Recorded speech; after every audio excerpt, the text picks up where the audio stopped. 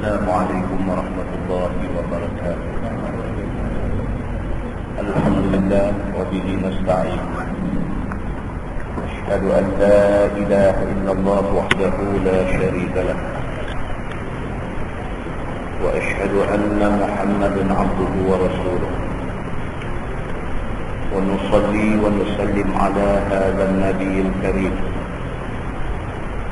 سيد المرسلين وعلى آله وصحبه أجمعين. أما بعد، أيها المؤمنون اتقوا الله، أوصيكم وإياي بتقوى الله، فقد فاز المتقون. مسلمين dan muslimat yang mudah-mudahan dirahmati Allah Subhanahu wa taala. Di dalam sebuah hadis عن ابن عباس رضي الله عنه قال: مر النبي صلى الله عليه وسلم بحائط من حيطان المدينة فسمع صوت إنسانين يعذبان في قبورهما، فقال النبي صلى الله عليه وسلم: يعذبان وما يعذبان في كبير. ثم قال النبي صلى الله عليه وسلم: بلى، كان أحدهما لا يستتر من بوله، وكان الآخر يمشي بالنميمة. ثم دعا بجريدة فكسرها كسرتين، فوضع على كل قبر منهما كسرة. فقيل له: يا رسول الله، لما فعلت هذا؟ قال النبي صلى الله عليه وسلم: لعله أن يخفف عنهما ما لم ييبسا، أو كما قال. hadis sahih riwayat Al-Bukhari. Daripada Abdullah bin Abbas radhiyallahu anhu, kata dia, satu hari Nabi sallallahu alaihi wasallam berjalan di satu kebun daripada kebun-kebun Madinah. Madinah ni dia Masjid Nabawi itu dulu dia surrounded dengan kebun kurma, dikelilingi kebun kurma. Nabi sallallahu alaihi wasallam satu hari dia berjalan dalam kebun kurma. Ada satu hadis kata di Madinah, ada riwayat kata di Makkah. Tiba-tiba fasami'a sawta insanaini yu'azzabani fi quburihima. Tiba-tiba Nabi sallallahu alaihi wasallam dengar bunyi dua orang duk teriak di dalam kubur mereka. Ada dua mayat dalam dua kubur. Nabi sallallahu alaihi wasallam dengar bunyi suara orang teriak.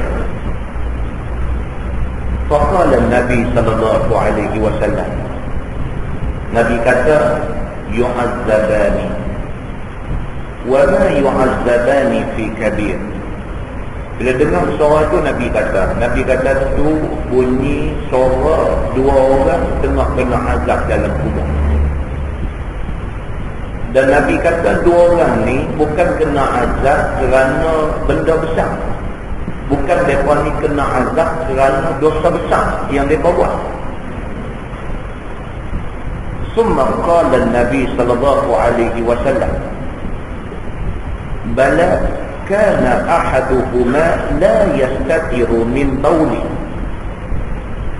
Nabi kata hak seorang ni kena azab pasal dia kencing di tempat terbuka. Dia kencing depan orang, itu maksud dia. Dia kencing di tempat yang tidak terlindung, itu maksud dia. Tak mesti dalam pancung, tak mesti dalam toilet. Kalau di tempat yang tidak ada pancung, tak ada toilet pun, pergi cari tempat yang mata orang tengok tak nampak. Itu maksud dia. Pada zaman Nabi SAW tak ada public toilet, tak ada. Maka zaman tu sahabat-sahabat kalau nak buang air, dia pergi cari tempat yang agak-agak tak nampak pandangan mata orang, di balik batu, di balik pokok dan sebagainya. Nabi kata, dua mayat yang duk teriak dalam kubur ni, salah satunya dia ni tabiat, kalau nak buang air tak peduli kiri kanan, tengah-tengah orang dia boleh buang air. Wa kana al-akhar yamshi bin namimah. Hak seorang lagi, Nabi kata dia ni kerja, dia berjalan mundar-mandir, hulu hilang, tabuh fitnah. Satu benda yang dia pun tak tahu betul benar, satu benda yang dia pun tak tahu cerita sebenar macam mana, dia pergi bercakap macam dia tahu sangat, sedangkan benda dia bercakap tu fitnah. Fitnah tu mulut dia sebut mudah, tapi orang yang menanggung ni macam mana susah dia. Maka orang yang buat kerja namimah, namimah ni makna dia buat fitnah dan juga diartikan sebagai pelaga orang. Jadi batu api, hidup bagi dua orang bergaduh, juga dia panggil namimah. Summa da'a bi jaridah. Kemudian Nabi SAW minta sahabat dia ambil satu pelepah tamat. Jaridah ni pelepah kurma hak masih basah, bukan pelepah kering. Fakataraha kisrataini. Bila orang buat mai dekat Nabi, Nabi koyak bagi jadi dua. Pelepah hak satu tu Nabi koyak bagi jadi dua. Fawada'a ala kulli qabrin minhuma kisrah. Bila Nabi koyak dua, hak sebelah Nabi dipacak atas kubur yang pertama, hak lagi satu Nabi pacak di atas kubur yang kedua. Nabi koyak pelepah kurma yang satu ni bagi jadi dua, dipacak satu atas kubur hak teriak satu ni, dipacak lagi satu atas hak teriak lagi satu. Faqila lahu, ya Rasulullah, lima fa'alta hadha. Bila Nabi buat lagu tu, sahabat tanya Nabi. Sahabat kata, ya Rasulullah, pasal apa yang buat macam ni? Pasal apa yang dia ambil pelepah kurma ni, koyak dua, pacak sana satu, pacak sini satu, pasal apa? Qala Nabi sallallahu alaihi wasallam, la'allahu an yukhaffafa ankuma ma lam yaiban. Nabi kata mudah-mudahan selagi mana pelepah kurma ini tidak kering, maka diringankan azab bagi kedua-dua mereka ni.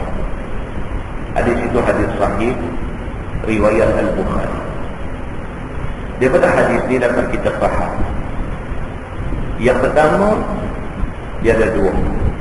Satu pendapat mengatakan itu khusus untuk Nabi sallallahu alaihi wasallam saja. Kalau lain orang buat, tak jadi apa. Tapi sebahagian daripada ulama hadis memberi pendapat, dia berkata kita boleh buat dengan mengambil contoh daripada apa yang Nabi buat. Soal diringankan ataupun tidak azab penghuni kubur itu hak Allah Subhanahu wa taala. Itu pendapat kedua daripada kalangan ulama hadis. Dia banyak benda lah dalam bab mayat ni, banyak benda yang kadang-kadang kita pun tak tahu. Sebenar-benar ada naskah, tak ada naskah, kita tak tahu. Kita tengok orang buat macam tu, kita buat macam tu. Contoh macam mayat orang masuk masjid, nak kubur kepala mayat tu balik kanan ke balik kiri, kita pun tak tahu. Dan sebenarnya pun tidak ada di dalam mana-mana hadis sahih tentang mayat yang nak disembahyangkan ni, nak kubur kepala balik kanan ke balik kiri, tak ada pun. Cuma kita buat ketua, kalau laki-laki kepala balik ni, kalau perempuan kepala balik ni. Tidak ada di dalam hadis yang sahih. Boleh balik mana pun tak salah, sembahyang mayat sah. Cuma yang ada dalam hadis, imam nak berdiri tang mana, yang tu ada. Imam, kalau mayat tu mayat perempuan, imam berdiri, satu dia kata berbetulan dengan dada dia. Satu kata berbetulan dengan kepala dia. Kalau mayat tu mayat perempuan, berdiri berbetulan dengan dada ataupun berbetulan dengan pinggang dia. Kalau mayat tu mayat laki-laki, berdiri berbetulan dengan kepala yang dua. Dan yang hadis terangnya ialah mayat dalam kubur tu, kepala mayat sebelah kanan dan dia tarik, dia ada rusuk sebelah kanan. Yang tu sabit daripada hadis yang sahih. Dalam rumah nak bubuh macam mana, kepala ke arah ke kiblat, kaki ke arah ke kiblat, tidak ada hadis pun bagi tahu macam-macam mana. Buh lagu mana pun tak apa. Cuma dalam masyarakat kita buh bagi kaki dia menghadap ke kiblat. Tidak ada petunjuk daripada hadis Nabi sallallahu alaihi wasallam. Nah, muslimin dan muslimat yang dirahmati Allah sekalian. Di dalam sebuah hadis lain, riwayat daripada As-Sa'ib bin Zaid radhiyallahu anhu, kata dia zahabat bi khalati ila Nabi sallallahu alaihi wasallam. Faqala ya Rasulullah, inna bna ukhti wajah, famasaha ra'si wa da'a bil barakah, thumma tawadda فشربت من وضوئه ثم قمت خلف ظهري فنظرت إلى خاتم النبوة بين كتفيه مثل زر الحجلة أو كما قال حديث صحيح رواية البخاري. daripada As-Sa'id bin Zaid radhiyallahu anhu, kata dia, makcik aku memperkenalkan aku, bawa aku ke rumah Nabi sallallahu alaihi wasallam. As-Sa'id ni budak kecil, mak kenalkan dia, bawa dia pergi rumah Nabi. Bila sampai di depan Nabi, mak kenalkan dia, kata, ya Rasulullah, inna bana ukhti wajah. Makcik dia kata dekat Nabi, dia kata, ya Rasulullah, ni anak penakan saya, dia sakit. Famasaha ra'si wa da'a bil barakah. Nabi sallallahu alaihi wasallam bila orang mai bawa budak kecil dekat dia, abang kata budak kecil ni sakit, Nabi sapu kepala budak ni. Famasaha ra'si, kata As-Sa'id, Nabi sapu kepala tu. Wa da'a bil barakah, lepas tu Nabi doakan sesuatu yang berkah untuk aku. Summa tawadda fasharibtu min wudu'i. Lepas habis tu Nabi berwudu. Lebihan daripada ayat wudu Nabi tu, Nabi ambil ayat semayang. Lebihan daripada ayat semayang Nabi tu diberi minum kepada As-Sa'id yang sakit ni. Summa qumtu khalfa dhahri, jadi cergas dia, bangkit dia, berdiri di belakang Nabi sallallahu alaihi wasallam. Fa nazartu ila khatamin nubuwah baina katifai mithla zirril hajar. Bila aku berdiri di belakang Nabi, nampak pada aku tanda kenabian di belikat belakang Nabi sallallahu alaihi wasallam, sekira-kira besar telur burung. Dia kata ada di atas belakang bau Nabi sallallahu alaihi wasallam lebihan daging keluar, yang menandakan itu kesudahan para Nabi. Hadis itu hadis sahih riwayat Al-Bukhari.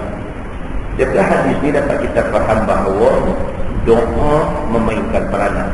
Apatah lagi doa itu didoakan oleh Nabi ataupun orang-orang yang mengikuti jalan Nabi.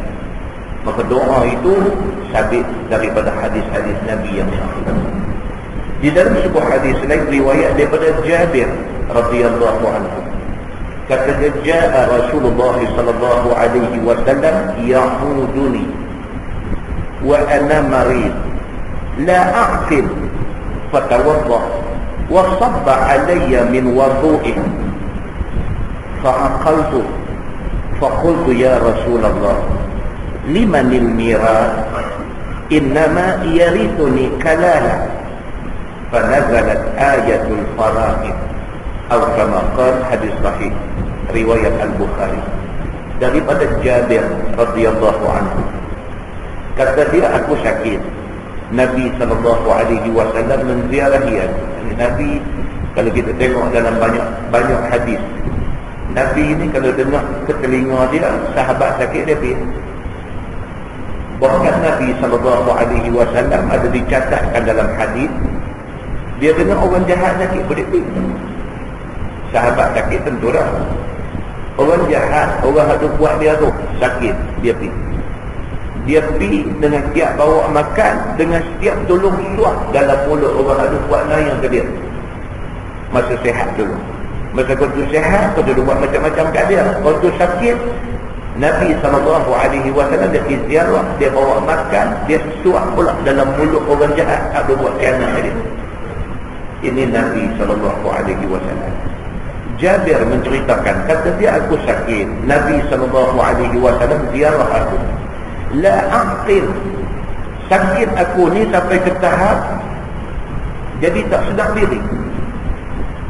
La aqil maksudnya akal jadi tak berfungsi, maksudnya unconscious, tak sedar. Demam terlampau panas ke apa-apa, jadi macam tak sedar diri. Fatawaddah. Bila Nabi sampai di sana, Nabi SAW berwudu. Wasabba alayya min wudu'i, lebihan daripada air wudu Nabi itu, Nabi jual atas kepala dia. Fa'aqaltu, tiba-tiba aku sedar, daripada tak sedar beberapa hari itu, sedar aku ni. Faqultu ya Rasulullah limanil miras, sedar-sedar terus kata, ya Rasulullah, harta pesaka ni siapa nak boleh? Dia kata manusia, dia kata sedar-sedar, orang ingat duit dulu. Ingat, Jabir ni sakit, dia orang kaya, dia duit banyak, tapi Jabir ni anak tak ada. Dia tak ada anak lelaki, tak ada anak perempuan, tak ada mak, tak ada ayah, tak ada, semua tak ada. Maka orang yang macam ni, kalau dia mati, harta dia boleh dekat kalalah, boleh dekat dia beradik, pak penakar, apa macam tu lah. Anak lelaki tak ada, anak perempuan tak ada, mak tak ada, pak tak ada, memang harta dia nak jadi hak. Jadi bila dia sakit, dia demam sampai tak sedar diri. Bila Nabi mai ziarah dia, Nabi ambil ayat semayang, lebihan ayat semayang Nabi tu, Nabi curih sikit atas kepala dia, dia sedar balik. Sedar-sedar, dia tanya Nabi, dia kata, limanil miras. Ni, harta pesaka kalau aku mati esok ni, siapa nak boleh harta pesaka aku? Innama yarituni kalalah. Pasal aku tak ada mak, tak ada ayah, tak ada anak lelaki-lelaki, tak ada anak perempuan, aku tak ada siapa-siapa. Aku cuma ada harta je, dia kata. Fanazalat ayatul fara'id. Kata hadis ni serentak dengan tu. Allah turunkan ayat fara'id, surah An-Nisa ayat 176, menceritakan tentang pembahagian fara'id, pembahagian pesaka apabila seseorang itu mati. Muslimin dan muslimah yang dirahmati Allah sekalian, hadis ini juga menunjukkan kepada kita bahawa Nabi SAW berdoa di samping dia menggunakan lebihan ayat semayang dia kepada orang-orang yang sakit.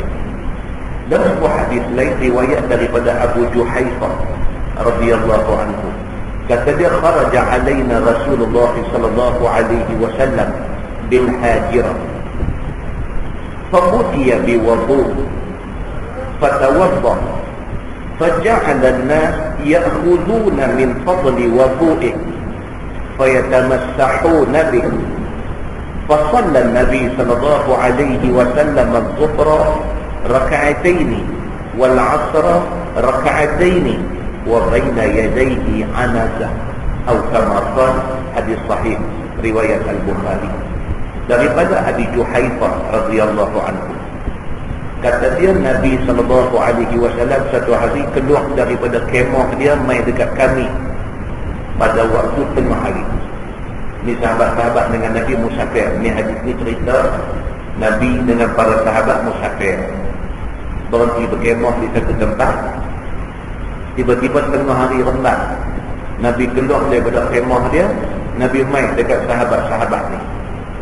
Bila Nabi sampai sahaja, fa'utiya biwudu, dibawa mai kepada Nabi ayat untuk nak ambil ayat semayang. Itu bahasa Arab kita dah beritahu. Kalau kita sebut wudu, maksudnya perbuatan ambil air semayang. Wudu, saya berwudu. Tapi bila baca wabu, waw tu baca dengan fathah. Wabu. Wabu makna dia ayat yang digunakan untuk ambil air semayang. Yang tu dipanggil wabu. Maka dibawa kepada Nabi ini wabu, ayat untuk Nabi berwudu. Fatawaddah, Nabi pun ambil ayat semayang. Nabi dia macam tu. Banyak hadis lah, bukan hadis ni saja, banyak hadis cerita kata Nabi SAW bila dia nak berwudu, orang buang ayat dekat dia. Pasal apa? Bukan Nabi nak jadi bos, tapi sahabat-sahabat ni nak berkhidmat kepada Nabi. Dia tak sama. Bukan Nabi ni ada sifat bosi, dia nak jadi bos, semua orang kena entertain dia, kena nak layan dia. Bukan. Tapi sahabat ni secara sukarela nak berkhidmat dekat Nabi. Itu maksud dia. Bila nampak Nabi nak keluar, dia ambil kasut dekat. Bila nampak Nabi nak berwuduk, dia bawa air dekat Nabi. Ini sahabat.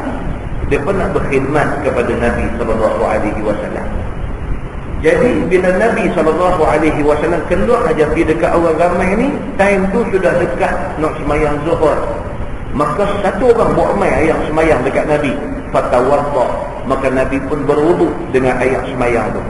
Faja'ala an-nas ya'khuduna min fadli wudu'ih. Habis Nabi ayat semayang, ambil ayat semayang, lebihan ayat semayang yang Nabi guna tu, sahabat ni berebut pakai ambil. Nabi orang buat main satu bekas untuk Nabi ambil ayat semayang. Lepas Nabi ambil ayat semayang, ada lebih lagi ayat tu. Hak lebih tu berebut di kalangan sahabat ni, pakat tu berebut ambil ayat semayang yang baki tu. Fayatamassahu nabihi, ambil sapu di badan dia. Siapa boleh suruh tangan celup, tangan aja ambil, sapu muka, sapu tangan, tak mana tempat boleh sapu-sapu. Bekas lebihan ayat semayang Nabi itu macam tu. Kata dia, qasada Nabi sallallahu alaihi wasallam az-zuhra raka'ataini wal 'asra raka'ataini. Lepas tu Nabi sallallahu alaihi wasallam pun semayang zuhur 2 rakaat, asar 2 rakaat. Maksudnya semayang ni semayang qasar, semayang jamak qasar. Zuhur buat 2, asar buat 2. Maknanya hadis ni berlaku ketika Nabi di dalam musafir. Kata hadis ni lagi, wa baina yadayhi anazah, dan di depan Nabi sallallahu alaihi wasallam Nabi pacakkan satu anazah, satu tanda, kata itu sempatan tempat sujud Nabi waktu semayang tak lagi. So, siapa-siapa nak lintas mesti lepas daripada pacak tanda. Dan daripada hadis ni dapat kita faham bahawa yang pertama, benda ni hanya berlaku kepada Nabi sallallahu alaihi wasallam sahaja. Tak boleh kita tengok ustaz mana, kata guru pondok mana, apa kata minum air tak habis, kita pakai vitamin ambil. Tak boleh apa. Keberkatan pada ayat lebihan ni hanya berlaku pada Nabi sallallahu alaihi wasallam saja. Macam kita baca di minggu lepas, kita baca di Taman Karyam, cerita Nabi sallallahu alaihi wasallam cukur rambut. Bila Nabi cukur kepala dia, rambut hak jatuh tu, sahabat berebut kita dah tangan Nabi. Dan selalunya hak dulu dapat ni Abu Talha, dia kata. Hadis sahih riwayat Al-Bukhari. Sebab Nabi SAW dia cukur rambut ni berapa kali aja dalam sepanjang hidup dia. Berapa kali aja. Tidak selalu. Selalu Nabi rambut dia mencicah bahu. Rambut Nabi SAW selalunya mencicah bahu. Jarang-jarang sekali waktu haji misalnya, waktu Nabi buat umrah misalnya, waktu tahallul Nabi cukur kepala. Dan lain daripada waktu itu ada 1-2 kali Nabi cukur kepala dia dikit. Bila Nabi cukur kepala dia, rambut tu tak jatuh ke tanah. Sahabat berebut pakai pisambang, sahabat simpan rambut tu. Dan sepakat seluruh ulama hadis mengatakan semua benda yang berasal daripada badan Nabi penuh dengan barakah. Dan hanya berlaku benda ni pada Nabi sallallahu alaihi wasallam sahaja, tidak berlaku kepada lain orang. daripada Nabi SAW. Kalau tuan-tuan rasa nak hormat tutup guru ke apa kan, setakat minta dia tolong doa je, kena dua je. Jangan nak pergi lebih-lebih daripada tu, nak pergi suruh dia kumuk luar kita nak minum air tu. Hanya tu balik dia bodoh seminggu. Tak ada kena mengenal dan tidak sabit daripada hadis-hadis Nabi SAW. Nah, mudah-mudahan mukadimah itu memberi manfaat kepada kita semua insya-Allah. Kita menggunakan tafsir Nurul Ihsan jilid 2. Kita memilih untuk baca tafsir Nurul Ihsan jilid 2. Jilid ini untuk makluman tuan-tuan, kita baca di Masjid Tuan Abdullah Tanah Liat. Kita mula baca jilid ni pada bulan Mei tahun 1994 dulu. Bulan Mei tahun 1994 dulu. Dan last tajuk ni kita baca di Masjid Tuan Abdullah Tanah Liat pada 28 hari bulan 9 tahun 2005. 28 hari bulan 9 tahun 2005. Ni dah nak main bulan 9 tahun 2008. So 3 tahun kita tinggal. Sayang kita ni ada lagi sikit, kita sambung. Kita sambung muka surat 221. Muka surat 221 kita sambung surah Hud. Surah Hud. A'udzubillahi minasyaitonir rajim. Walaqad ja'at rusuluna Ibrahim bil busyra. Dia sambung malam ni kisah tentang Nabi Ibrahim alaihi salam. Kata dia walaqad ja'at rusuluna Ibrahim bil busyra. Dan sungguh telah datang oleh malaikat pesuruh Allah akan Nabi Ibrahim alaihi salam. Ini nak cerita. Nak cerita tentang Nabi Allah Ibrahim alaihi salam. Nabi Ibrahim alaihi salam dia kahwin dengan satu perempuan nama dia Sarah. Tak ada anak. Nabi Ibrahim kahwin dengan satu perempuan nama dia Sarah. Tak ada anak. Jadi sedih Nabi Ibrahim ni. Sedih dia. Pasal menikah sampai umur dia pun dah 100 lebih. Isteri dia umur 90 lebih. Tak dapat anak. Maka pada satu hari kata dalam ayat 69 surah Hud diceritakan kata Allah Subhanahu wa taala hantar malaikat dijumpa Nabi Ibrahim alaihi salam dengan tujuan nak menyukakan dia tentang dapat anak bernama Ishak. Ketika Nabi Ibrahim umur 100 tahun lebih, ada riwayat kata 120 tahun, ada riwayat kata macam-macam. Isteri dia ada riwayat kata umur 99 tahun, ada riwayat kata umur 92 tahun. Yang pentingnya tua, dua-dua orang dah tua. Yang pentingnya dua-dua dah rasa, dah popular, dah rasa tak ada anak nak kita. Dah rasa betul. Tiba-tiba Allah hantar malaikat dijumpa Nabi Ibrahim alaihi salam. Malaikat mai beritahu dekat Nabi Ibrahim dengan isteri dia Sarah, kata dia pun nak dapat anak. Begitu cerita dia. Sekali dengan abang, anak tu anak laki-laki. Sekali dengan abang, nama dia Ishak. Mana kata confirm. Confirm lah, banyak confirm. Banyak satu Allah suruh abang. Yang kedua malaikat utusan Allah yang abang. Yang ketiga siap dengan abang laki-laki, siap dengan abang nama. Makna kata tanda kebesaran Allah Subhanahu wa taala nak jadi. Baru ni saya ingat dalam minggu ni dan minggu lepas, satu orang tua umur 60 lebih, perempuan ni umur 60 lebih, beranak anak kembar dua orang. Tu kena copywriting juga, tu kena jarum mic apa tak tahu. 60 lebih dia beranak mai kembar dua orang. Tuan-tuan, Allah Subhanahu wa taala Tuhan Maha Kuasa. Tuhan ni lah yang takdirkan Sarah mengandung dan beranak ketika umur 90 lebih, dan Tuhan ni boleh takdirkan benda ni berlaku pada siapa-siapa. Jadi tak ada manusia dalam dunia ni boleh putus asa, boleh putus harap dengan anugerah daripada Allah Subhanahu wa taala. Ya betul. Baik. Jadi Allah hantar malaikat kepada Nabi Ibrahim nak bagi dekat dia khabar gembira bahawa dia nak dapat anak laki-laki nama Ishak, dan akan dapat pula cucu yang bernama Yaqub. Tu dia. Evan lah, kira dah abang kata nak dapat satu anak nama Ishak. Ishaq tu pun tak beranak lagi. Habaq dah kata Ishaq tu esok nak dapat satu anak pula nama Yaqub. Weh, jauh. Kawan ni pun umur 90 lebih dah. Nak boleh anak ni pun dah umur 90 lebih. Nak boleh cucu tu nak umur berapa pula. Tapi Allah hasah in advance. Habaq awal-awal dah. Hang akan dapat satu anak laki-laki. Nama anak tu Ishaq. Nak jadi Nabi ni, Nabi Ishaq. Ishaq ni pula nak dapat satu anak pula. Nama dia Yaqub, Nabi Yaqub. Ni yang kata Nabi Ibrahim alaihissalam ni. Firman Allah, qalu salama. Kata mereka itu, yakni malaikat itu kata kepada Nabi Ibrahim, salam. Itu sebab kita bila hantar SMS dengan kawan, kita start dengan salam. Ringkas sikit, tak payah tulis Assalamualaikum warahmatullahi banyak-banyak. Kita tulis salam.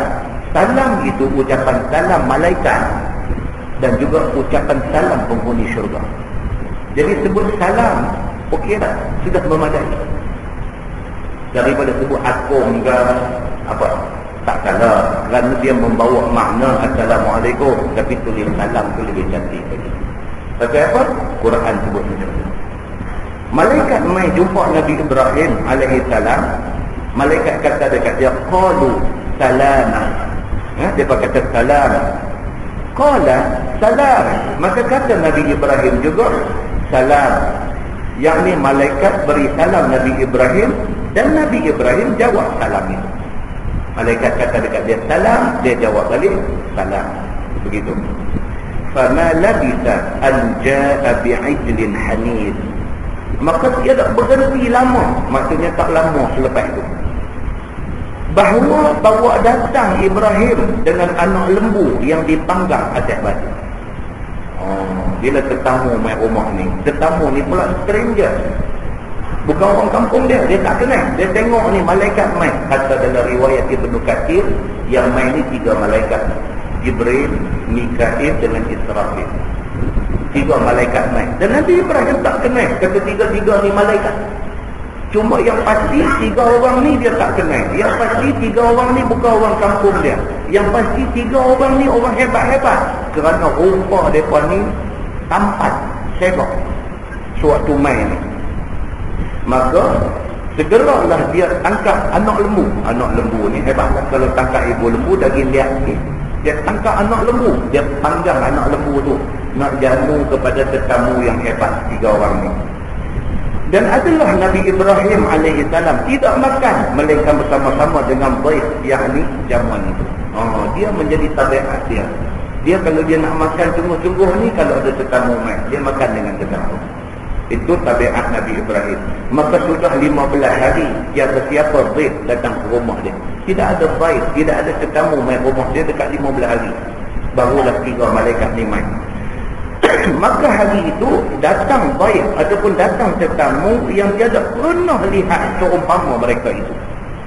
Mai 3 orang ni mai, dia tak pernah tengok, dia tak kenal dia balik. Maka membakar Ibrahim dengan bakar anak lembu itu dan bawa ke hadapan bait itu.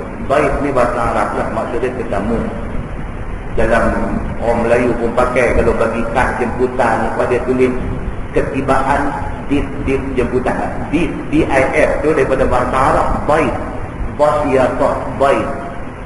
Yang kita tu pergi Mekah ni, orang tu kata ahlan wa sahlan bi dhuyufir rahman. Dhuyuf tu plural kepada bait. Bait satu tetamu. Dhuyuf ramai tetamu. So dia kata di sini, bila siap-siap masak panggang daging anak lembu ni, maka dia bawa pergi jamu di depan bait sini. Maka mereka itu tidak makan. Malaikat tak makan. Lamai lah letak apa pun, malaikat tak makan, tak minum. Bila bawa main jamu di depan dia, maka tidak makan mereka itu. فَلَمَّا رَأَى أَيْدِيَهُمْ لَا تَصِلُ إِلَيْهِ نَكِرَهُمْ وَأَوْجَسَ مِنْهُمْ خِيفَةً. Maka tak kala lihat Nabi Ibrahim akan tangan mereka itu tidak hulur, tidak tempuh kepada anak lembu bakar itu, maka engkar dia akan mereka itu. Bila dah hidang-hidang jamu, tengok tak ada siapa sentuh. Tetamu 3 orang ni tak ada siapa pun berasa nak sentuh makan hidangan dia ni. maka berasa tak syok dalam hati dia. Berasa engkar tu maksudnya berasa dia kata aku masakan sedap ke, cara aku hilang ni tak kena ke, ataupun tetamu ni takut aku bubuh racun dalam makanan ke. Bila orang tak makan ni dia ingat 1000 macam. Maka tak seronok Nabi Ibrahim AS ni bila tetamu tak sentuh makanan dia, dan berasa takut daripada mereka itu akan khianat. Takut juga aku tak kira mereka ni ingat kata aku nak buat khianat kat dia, pergi bubuh racun ke apa-apa, sampai apa pun tak sentuh makanan ni. Maka tiada makan mereka itu. Qalu la takhaf inna ursilna ila qaumi Lut. Maka kata mereka itu kepada Nabi Ibrahim, engkau jangan takut, kami ni disuruh untuk pergi kepada kaum Nabi Lut untuk binasakan kaum mereka itu. Malaikat bagi tahu dah, cerita dia macam ni, kami bukan nak main makan kenduri rumah. Malaikat kata, kami ini ada operasi di negeri Sadum, negeri kaum Nabi Lut. Allah hantar kami untuk dibuat satu operasi di sana, operasi nak terak bumi. Jadi kami pun tak boleh lama di sini, kami nak cepat. Itu cerita dia. Kata Ibnu Abbas, malaikat itu 3 orang, iaitu Jibril, Mikail dan Israfil. Ini dia kata. Malaikat yang mai rumah Nabi Ibrahim ini 3, iaitu Jibril, Mikail dan Israfil.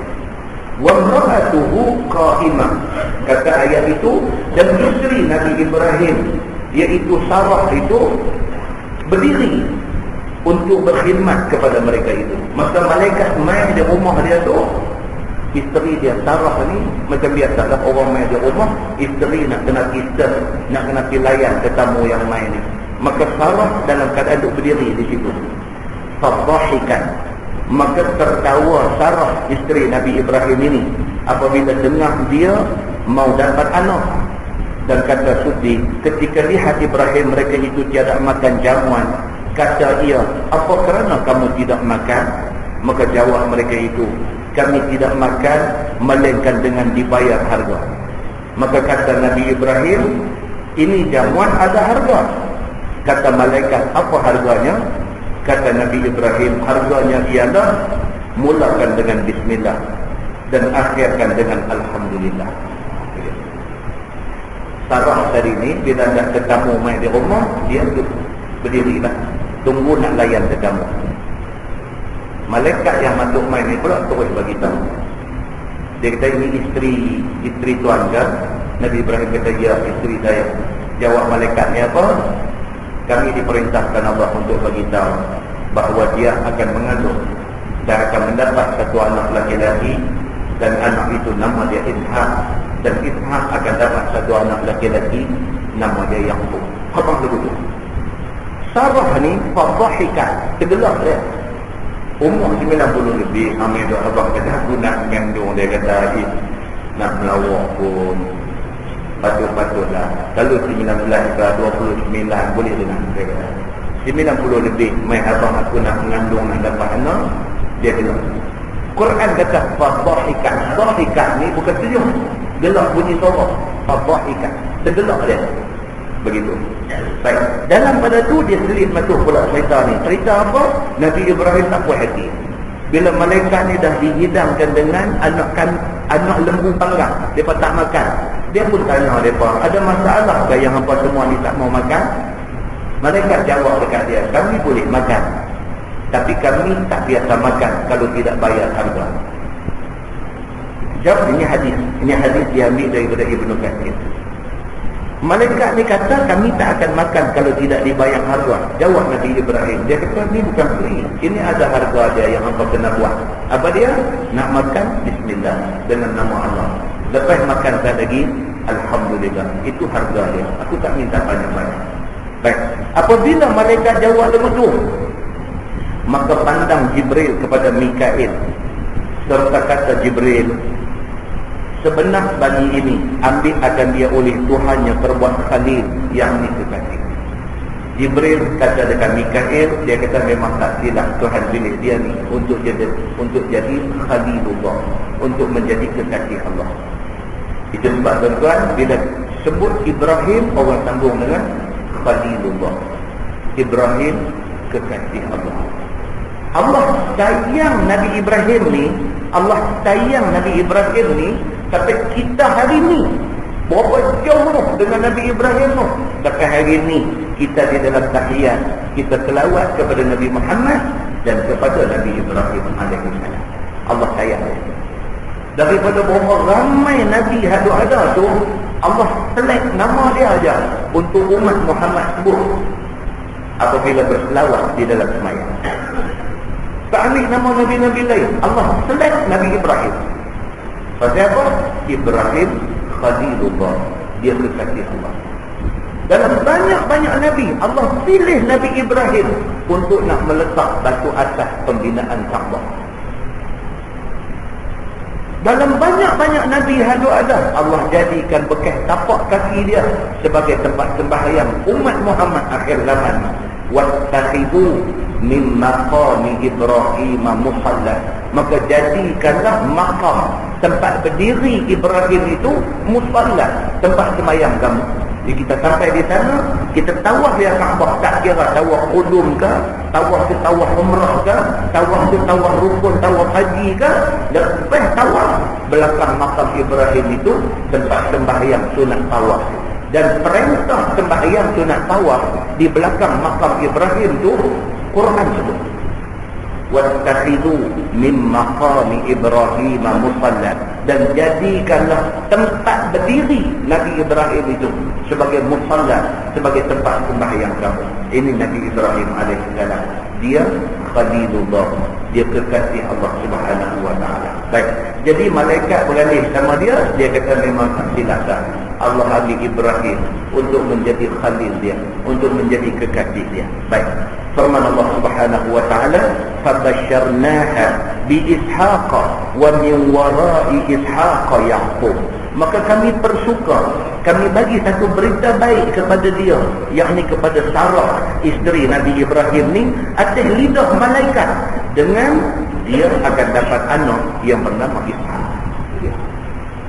Malaikat tu kata, akan mengandung sikit hari lagi, dan akan mendapat satu anak, nama anak tu Ishaq. Dan daripada kemudian Ishaq itu Yaqub bin Ishaq. Selepas Ishaq ni beranak, dia besar, dia pula akan dapat satu anak, juga anak lagi-lagi, nama dia Yaqub. Yaqub juga lagi. Kita tengok macam mana perancangan Allah Subhanahu wa taala. Allah sebut masa Nabi Ibrahim, Allah sebut tu jadi. Inilah yang kata Quran tuan.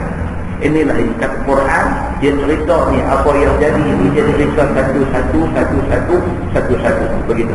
Baik, maka hidup Sarah ini sehingga lihat Yaqub, maka diperanak Ishaq kemudian daripada persuka itu dengan setahun. Itu dia. Sarah ni pula umur 90 lebih, baru mengandung, baru beranak mai dekat Ishaq. Lepas pada tu Allah panjangkan umur Sarah ni sampailah Ishaq ni dapat anak nama Yaqub. Nak bagi bukti dekat dia, kata hak malaikat mai apa hari tu ni betul. Depan mata dia tengok, dia dapat satu anak nama Ishaq, dan Ishaq pula dapat satu anak cucu dia nama Yaqub. Depan mata dia tengok, dan dia mengaku apa yang Allah suruh malaikat mai apa dulu, semuanya betul belakang. Allah simpan dia bagi dia tengok benda ni. Dan daripada berita gembira tu, setahun dia dapatlah Ishaq ni dilahirkan. Dan kemudian daripada beranak Ismail 14 tahun. Ismail pun anak Nabi Ibrahim, tetapi Ismail bukan anak Sarah. Ismail ni dia anak Hajar. Hajar ni bukan isteri, dia adalah jariah Nabi Ibrahim. Nabi Ibrahim kahwin dengan Sarah, tak ada anak. Dalam masa yang sama, dia juga ada satu jariah. Jariah dia nama Hajar. Dengan Hajar, dia ada satu anak. Anak itulah Nabi Ismail alaihissalam. Ismail itu ada. Tapi dengan Sarah, isteri dia tak ada anak. Selepas 14 14 kali 14 tahun selepas ada Nabi Ismail ni, barulah Sarah melahirkan satu anak, nama anak tu Ishak. Tuan-tuan tengok berapa orang anak dia jadi Nabi, cucu dia juga Nabi. Inilah istimewanya Nabi Ibrahim alaihissalam. Dekat-dekat semua Nabi-Nabi belakang. Begitu. Baik. Jadi dia kata, dan kemudian dia beranak Ismail 14 tahun. Ismail ni yang perintah korban ni Ismail. Yang Allah perintahkan suruh Nabi Ibrahim korban anak ni Ismail. Ismail ni anak Hajar. Dia bukan anak Sarah. Dia anak Hajar. Kalau tuan-tuan main daripada Muzdalifah, yang kita pergi buat haji, kita daripada Arafah kita main Muzdalifah. Muzdalifah kita nak masuk Mina. Kita nak masuk Mina tu, kita akan lalu satu kawasan dia panggil Wadi Muhassir. Wadi Muhassir, di situ peristiwa Abrahah kena pugai ketui batu. Tarmihim bihijaratin min sijil faja'alahum ka'asfin ma'kul.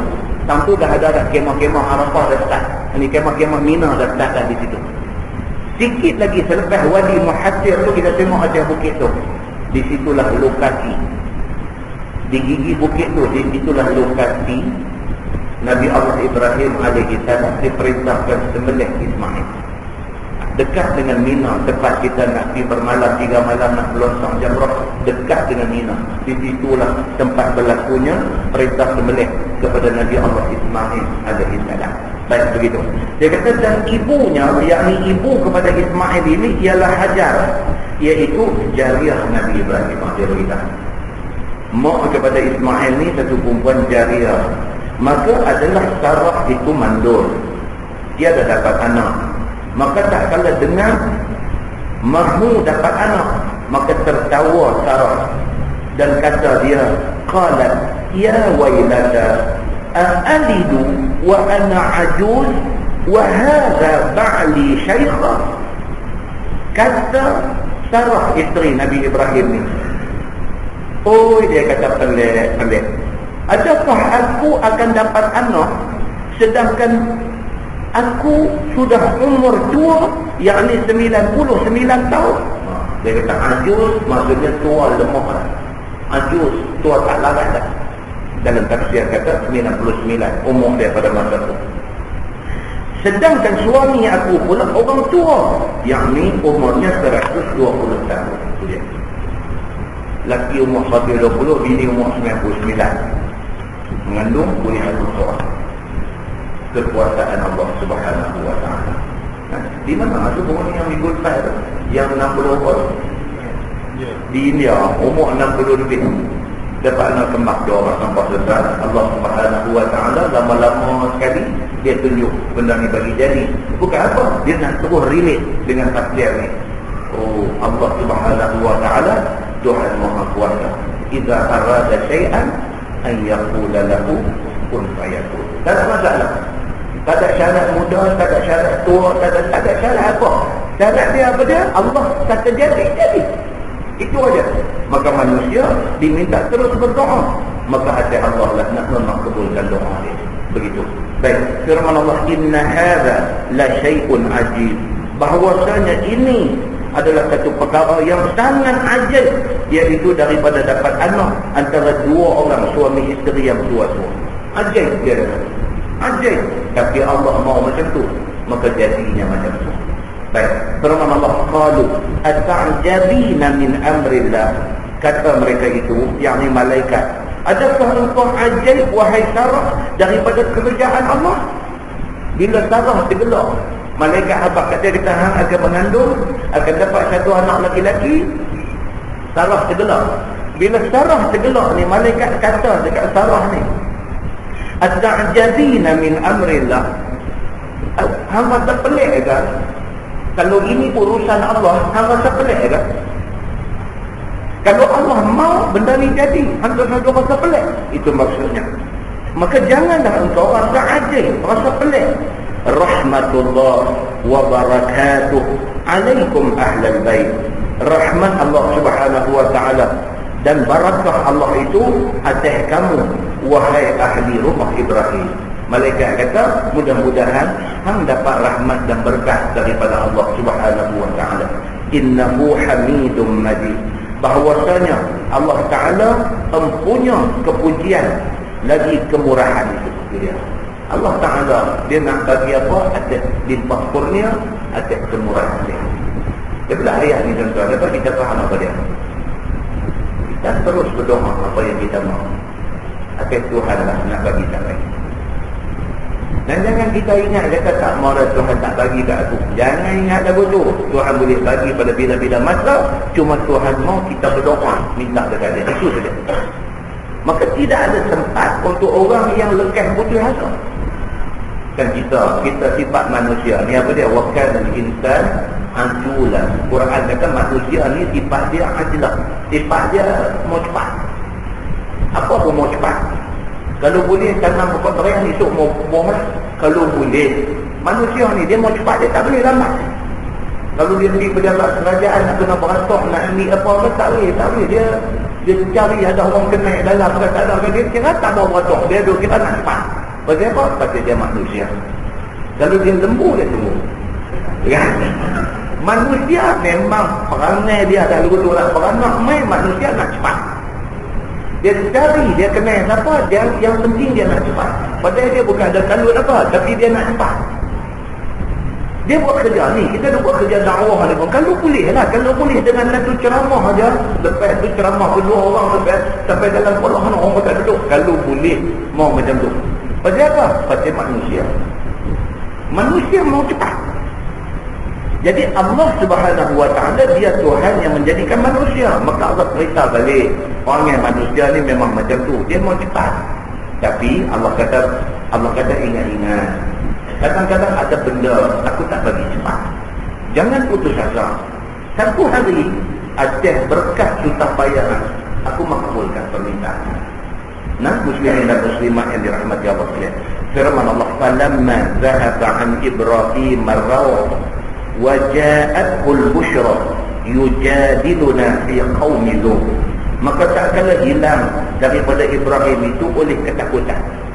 Dia pun jadi okey lah. Bila malaikat dah introduce, dah perkenal diri dia pun, dia faham kata ni kami ni utusan Allah, kami malaikat. Kami singgah aja ni. Kerja kami sebenarnya di negeri Sadum. Kami nak kena pergi tengok kaum Nabi Lut ni apa hal dengan mereka. On the way Nabi ni, kami singgah mai di sini sekadar nak abang berita gembira. Ibrahim, isteri kamu Sarah akan mengandung dan akan dapat anak, dan anak tu akan dapat satu anak laki-laki lagi. Dan dua-dua ni akan jadi Nabi. Kami nak lihat abang yang tu aja. Ibrahim ni bila dah tahu macam tu, hilang takut dalam diri dia. Dia pun tahu, rupanya ini utusan Allah. Okey, baik. Dan datang akan dia oleh kesukaan dengan dapat anak dan dapat cucu itu. Membantah agar Rasul kami pada membinasakan kaum Lut itu. Dia bila dengar berita gembira, dia pun semakin seronok. Lepas itu dia main tak seronok pula dah. Tak seronok pasal apa? Pasal malaikat abang kata kami on the way nak pergi ke negeri Sadum kerana nak pergi tengok kaum Nabi Lut. Dia jadi tak seronok. Pasal apa? Pasal Nabi Lut alaihi salam ni ada sangkut adik beradik dengan dia.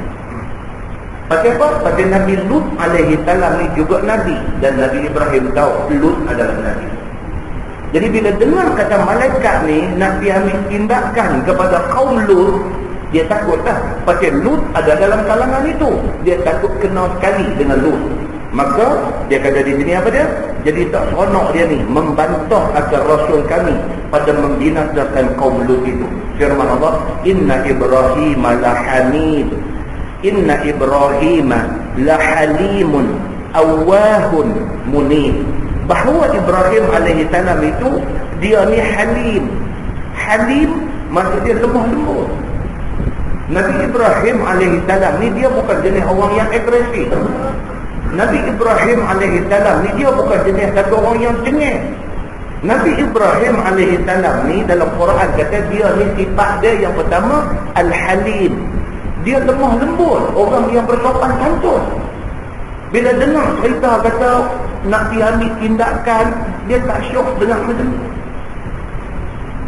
Macam kita tak, kita ni bukan semua kita ni jenis hati kering, jenis hati. Tak, ada di kalangan kita ni jenis hati ni. Kadang kita ni dengan bini kita lagi kering. Kadang-kadang kita dengan bini kita ni, kadang-kadang bini kita lagi kering. Dia boleh duk marah anak ni sampai apa, dia boleh sampai ambil rotan sebat atas belakang. Kita ni suami, kita ni bapa, tapi kita tak ada hati tu. Hati nak pegang rotan tiba tu tak ada. Nampak tak? Ada manusia begitu.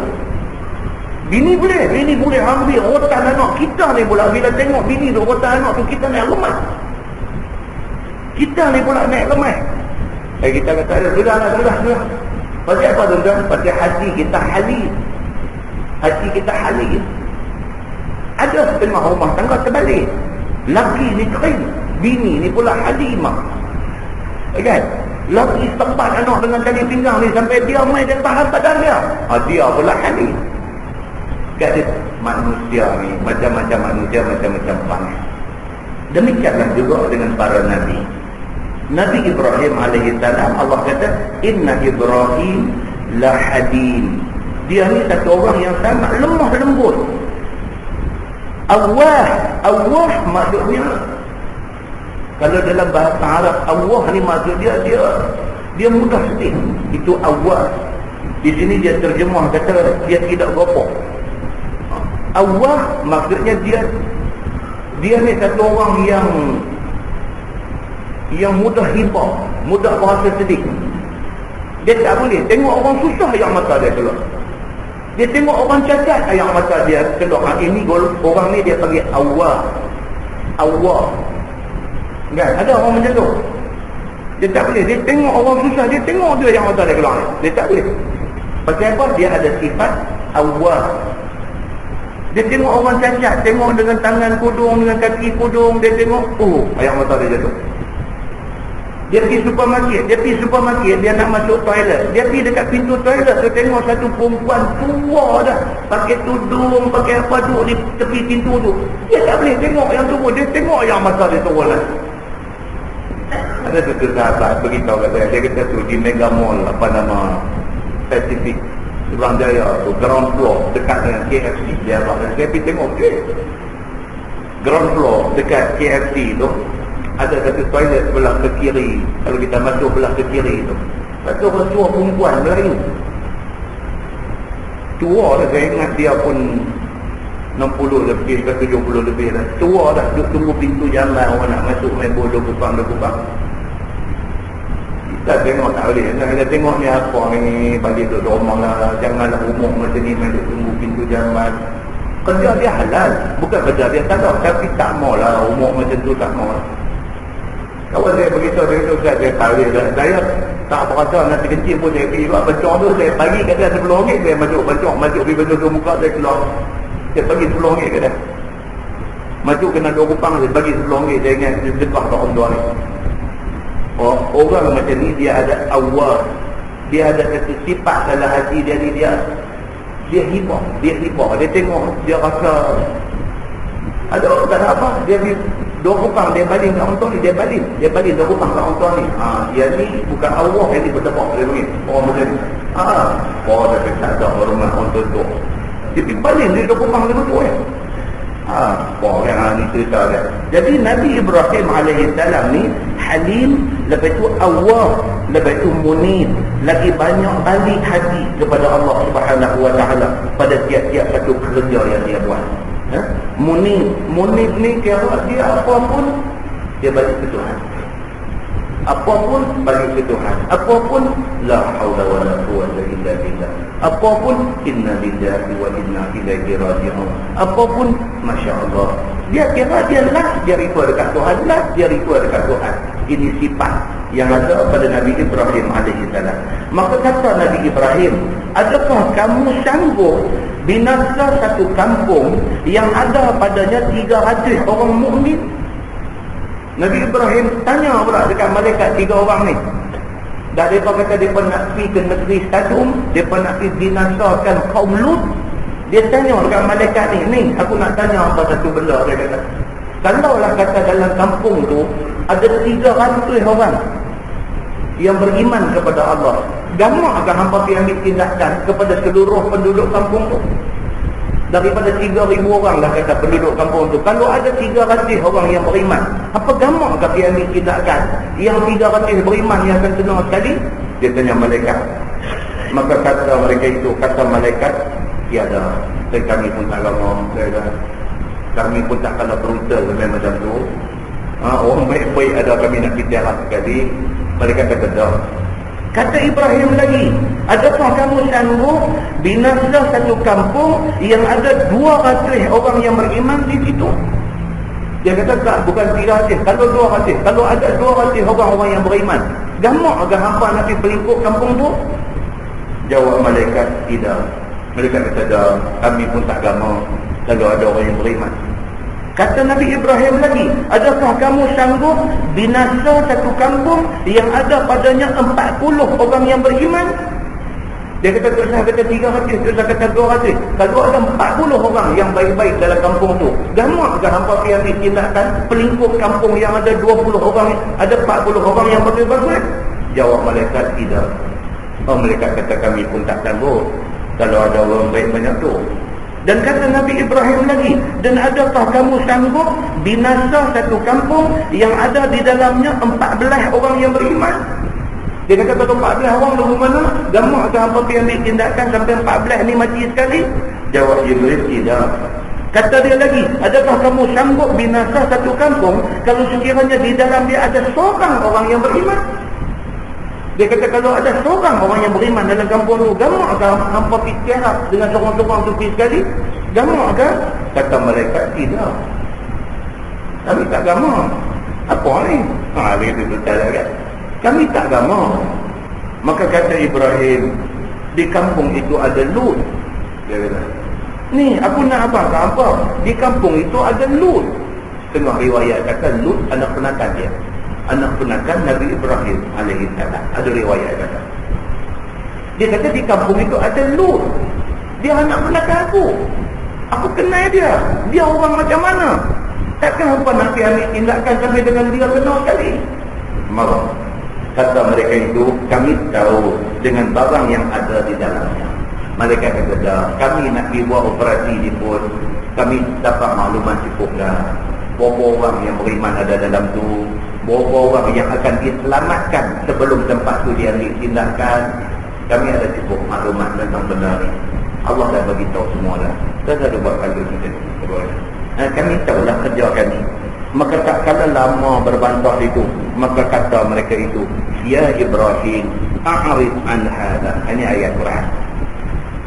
Firman Allah Subhanahu wa taala, malaikat kata dekat Nabi Ibrahim, dah duk query depa banyak sangat. Depa kata, ya Ibrahim, a'rid an hadha. Depa kata, wahai Ibrahim, berpalinglah engkau daripada kerja ini, yakni daripada berbantah ini.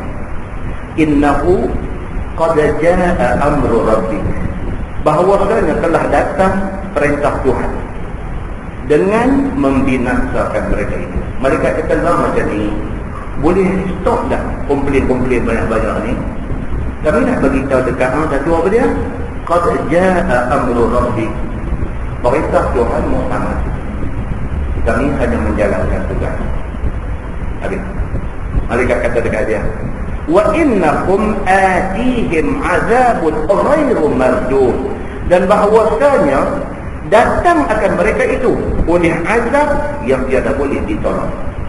Malaikat kata, hang sudah merayu apa, minta sekian apa macam mana pun, perintah Tuhan sudah muktamad, dan azab hanya kena mereka ni tak boleh elak. Mereka kena terima azab yang Tuhan nak bagi. Malaikat jawab dekat dia macam tu. Lepas tu dia main pula kisah Nabi Lut alaihi salam. Ini yang kata tafsir adalah, ni bulan puasa nak main, kita pergi keluar baca Quran bulan puasa. Tapi pernah terlintas dalam kepala kita, Quran nak kita duduk nak khatam ni, cerita macam ni ada. Kalau kita tak baca tafsir, tak tahu apa tu tarik lagu itu. Falamma zahab, habis lagu dia kata, tak tahu, kita cerita nak terak bumi tu kan? Kita cara kita tarik dora tu macam mana ni, cerita syurga seronok. Cerita ni cerita azab ni, azab nak kena. Patutnya dia tak boleh baca lagu seronok tu, dia kena baca lagu azab nak main. Itu orang yang faham. Itulah imam-imam Masjidil Haram, Masjid Nabawi, mereka bila main ayat-ayat macam ni, dia sebab Pasal apa? Pasal dia baca Quran ni macam dia baca buku cerita. Dia faham. Dan dia bukan faham makna dia, dia faham dengan tafsir ayat tu sekali. Dia bukan faham makna, faham tafsir saja. Dia faham kesimpulan pengajaran ayat tu sekali. Dan dia ingat keadaan hari ni macam mana nak jadi. Itu yang dia main satu tahap breakdown. Dia setebak. Terus sekali sambung, gagah nak sambung sangkut, gagah nak sambung sangkut. Pasal apa tuan-tuan? Pasal Quran yang dia baca tu dia ada segala isi kandungan, segala intisari dia. Jadi kita ni benda-benda macam ni kita kena dengar. Setidak-tidaknya itu bila dengar, oh ni surah Hud, kita teringat. Dalam surah Hud ni ada cerita macam ni. Ayat mana satu kita tak tahu, tapi kita tahu dalam surah Hud ada cerita macam ni. Baik, firman Allah, walamma ja'at rusuluna luqa fi abihim. Dan tak kala datang pesuruh kami, putusan kami akan Lut, duka cita ia dengan mereka itu, sebab rupa mereka itu cantik-cantik. Jadi malaikat yang 3 orang tadi ni dah habis selesai urusan dengan Nabi Ibrahim, lepas shoot terus dijumpa Nabi Lut. Perjalanan tak jauh daripada tempat Nabi Ibrahim nak di tempat Nabi Lut, tak jauh. Sampai daripada sana, bila sampai jumpa dengan Nabi Lut. Nabi Lut ni bila tengok malaikat 3 orang main ni, dia jadi duka cita. Pasal apa? Pasal penyakit umat dia ni tak boleh tengok orang lelaki-lelaki comel. Ni penyakit. Dia tak boleh tengok orang lelaki-lelaki yang comel ni, dia tak boleh tengok. Dia jadi tak boleh tidur, dia jadi mandi tak basah, dia jadi makan tak kenyang, dia jadi syok dekat lelaki-lelaki. Ini penyakit dia. Jadi bila main ni, tetamu 3 orang ni main dengan rupa segak tampan ni, orang Jawa kata nampak ganteng. Ganteng ni maksud dia segak. Nampak ganteng. Bila main tengok ganteng, Nabi Allah Lut alaihi salam sudah jadi dia kata awaklah di main buat tegak-tegak macam ni. Boleh tak buat penyangak kampung aku ni, dia kata buat kena habis buat ni. Itu yang ayat ni kata apa? Walamma ja'at rusuluna luqa fi abihim. Fi abihim tu maksudnya berasa tak sedap dalam hati. Berasa tak cantik dalam hati dia. Pasal apa? Pasal mereka ramai ni cantik-cantik. Dia kata adalah antara kampung Ibrahim dan kampung Lut itu lebih kurang 4 farsah, iaitu lebih kurang 12 mil. Tak jauh lah. Ada setengah kata 12 mil tu lebih kurang dari 12 batu kita ada. Mana tak jauh kampung Nabi Ibrahim dengan kampung Nabi Lut, tak jauh. Keluar malaikat daripada kampung Ibrahim pergi ke kampung Lut pada waktu tengah hari. Jumpa Lut di tengah padang, duduk buat kerja ataupun duduk ambil kayu api. Kebanyakan Nabi-Nabi dulu kerja cari kayu api, kerja belakang ni biasaan. Bila dia sampai, dia kata kebetulan Nabi Allah Lut alaihi salam tengah duduk kayu api, tu buat kerja. Maka Allah Subhanahu wa taala kata kepada malaikat, jangan kamu binasa, sehingga naik saksi Lut 4 kali persaksian. Mereka ni pergi nak buat kerja. Sampai kalau nak buat kerja lah, nanti dulu. Jangan kalut sangat nak tindakan dekat umat Nabi Lut ni, nanti tak dulu. Hampa pergi jumpa Nabi Lut dulu, dengar daripada mulut Nabi Lut dulu apa dia nak kata tentang umat dia. Dengar dulu apa Nabi Lut nak kata. Maka minta jamuan mereka itu. Malaikat ramai ni bila dah Tuhan pesan macam tu, mereka jumpa Nabi Allah Lut alaihi salam, mereka minta, boleh tak kami pergi tumpang berteduh di rumah Tuhan. Kami ni orang dagang daripada tempat jauh, kami tak ada adik-beradik di sini, boleh tak pergi tumpang berteduh di rumah Tuhan. Mereka kata dekat Nabi Lut. Maka berjalan ia dengan mereka itu, hendak pergi ke rumahnya sebentar. Mereka kata, jom nanti di rumah, kalau boleh kita pergi di rumah, kami nak rehat. Kami tak ada tempat nak berehat. Maka kata Lut, tiadakah sampai kepada kamu kerjaan ini kampung? On the way nak pergi rumah Nabi Lut tu. Nabi Lut tanya mereka, apa tak ada dengar cerita apa tentang kampung ni? Dia tanya, ni hampa ni ganteng, nampak dia tegak-tegak, nampak tampan, nampak bergaya ni. Hampa tak ada dengar cerita apa pasal kampung kami ni? Tanya mereka ni dulu. Kata mereka itu, apa dia? Ada cerita apa kan? Kata dia, asyhadu billah annaha la syarru qaryatin fil ardh. Maka kata Nabi Lut, aku naik saksi dengan nama Allah, bahwasanya sejahat-jahat kampung di atas muka bumi ini adalah umat aku yang berada di sini. Ini yang Tuhan minta ni, terus dengar Nabi Lut mengaku dulu, kata umat yang memang teruk, confirm teruk bahawa mesti datang. Maka sungguh macam yang dikata Nabi Lut sendiri naik saksi. Dia kata kampung aku ni apa nak jadi, tak tahu lah mereka ni semua ni jadi macam ni, mereka lah sejahat-jahat penduduk bumi. Dia kata baik.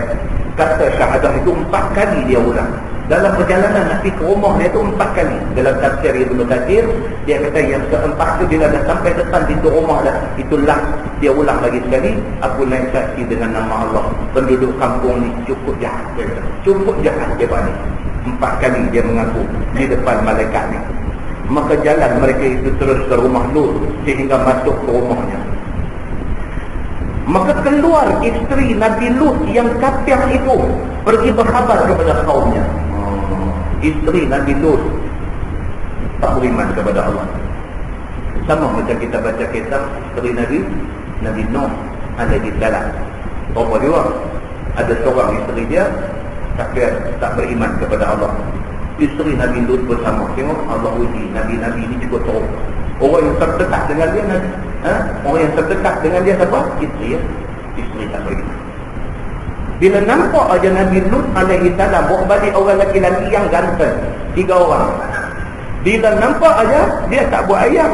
Macam cerita Nabi Ibrahim tadi, Sarah buat ayam berdiri. Quran sebut kata berdiri tunggu nak layan tetamu. Sebaliknya isteri Nabi Lut ni nampak suami dia bawa balik orang lelaki handsome 3 orang ni, dia keluar ke pintu lain. Dia buat apa? Dia lari pergi bagi tahu dekat orang kampung dia apa dia kata? Katanya di rumah Lut sekarang ada orang lelaki yang ganteng. Tak ada lah dia sebut di sini lelaki yang cantik-cantik. Jadi nak kata lelaki cantik ni pun leceh. Takkan lelaki cantik kan? Lelaki ganteng. Nampak handsome, segak. Dia lari pergi rumah orang lain tu, dia abang tadi dia kata ni, apa nak tengok orang lelaki handsome, apa pergi rumah aku lah ni. Dia tengah sembang dengan Lut, dengan suami aku. Dia kata, aku tiada pernah lihat semacam itu. Mesti kempen pula dekat orang kampung tu. Dia kata bukan aku nak cerita. Dia kata, apa tengok sendiri, apa tahu sendiri. Tapi memang ganteng. Dia memang handsome sungguh. Dia kata ni, Ahmad 3 orang ni. Apa pergi tengok? Dia kata, وَضَاقَ بِهِمْ ذَرْعًا. Dan sempit dada Nabi Lut dengan mereka itu, yakni dengan kedatangan malaikat itu. Yang Nabi Lut ni bawa balik 3 orang ni main di rumah dia dia nak kata apa? وَضَاقَ dan bahasa Arab baik ni maksud dia sempit. Nak abang kata susah hati. Dia balik 3 orang handsome ni di rumah dia susah hati, dia takut ni tak ada dia orang kampung berkat tahu main. Pasal puak ni tak boleh tengok orang lelaki-lelaki tengok. Baik, kita duduk. Baik. Ini dia kata kinayah. Dia tak suka hatinya. Nabi Lut ni berasa tak syok betul hati dia. Orang-orang yang handsome tengok macam ni main rumah dia. Sebab kaumnya suka liwat dubur lelaki. Itu penyakit kaum dia. Mereka ni suka liwat. Suka dengan orang lelaki-lelaki. Baik. Maka tetamunya itu orang cantik-cantik dan orang yang muda-muda. Wa qala hadha yawmun 'asib. Dan kata Nabi Lut alaihi salam, ini hari banyak susah. Dia terjemah. Dia terjemah jadi lagu Cina pula. Qala hadha yawmun 'asib. Itu bahasa Arab. Jadi kita punya Syekh yang tulis kitab ni dia terjemah perkataan kan. Waqala dan berkata Nabi Lut, hadza ini yaumun asib, hari yang sangat susah kan. Jadi terjemahan dia jadi apa? Dan kata Nabi Lut, ini hari banyak susah. Maksud dia apa? Dia kata punggah lah hari ni. Dia kata awak lah bimai 3 orang yang ganteng-ganteng ni rumah aku. Dia kata ni semua memang nak jadi problem. Aku tahu sangat perangai umat, perangai kaum aku ni aku tahu sangat. Dia kata kalau tahu ke mereka, aku tak boleh kepung lah puan ni nanti man. Dia kata peringkat tu. Dia bukan dia nak lari pergi duduk tentang mana orang tak nampak dia nak liwat dah. Dia depan orang pun dia boleh buat. Yang kata ganeknya kaum Nabi Lut pada masa tu. Baik, waja'ahu qaumuhu yuhra'una ilaih, dan datang akan dia oleh kaumnya berlari-lari kepadanya ketika dikhabar oleh isteri Lut itu. Jadilah yuhra'una, maksud dia apa? Tak apa lagi. Ni isteri Nabi Lut dia habang tak lepas ni, kalau hangpa nak tengok orang lelaki-lelaki betul handsome, lah ada rumah aku nak abang kat hangpa satu, aku sendiri tak pernah tengok macam tu punya ganteng. Bila kata-kata lagu tu yuhra'una, serbu pi, tak apa pi. Oh, dahsyat dia balik punya mau kepada orang lelaki-lelaki ni sampai macam tu sekali.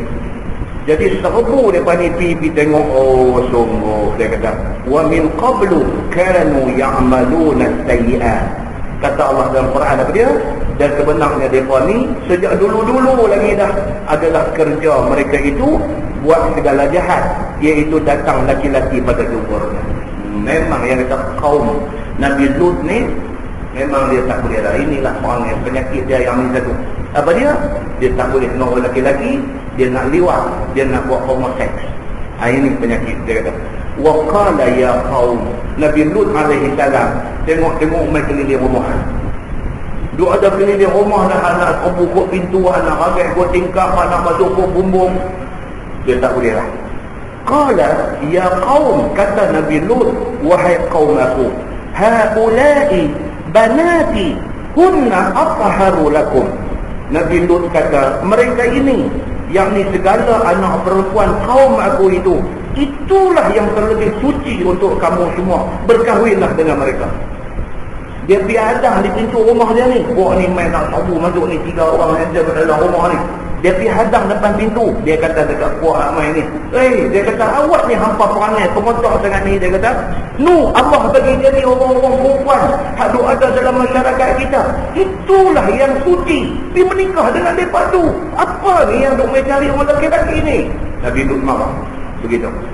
Fattaqullah wala tukhzuni fi dhaifi, maka takutlah oleh kamu akan Allah Subhanahu wa taala, dan janganlah kamu keji akan aku pada orang-orang yang menjadi tetamu aku ini. Dia kata fattaqullah, takutlah sikit kepada Allah, jangan duk buat kerja liwat ni.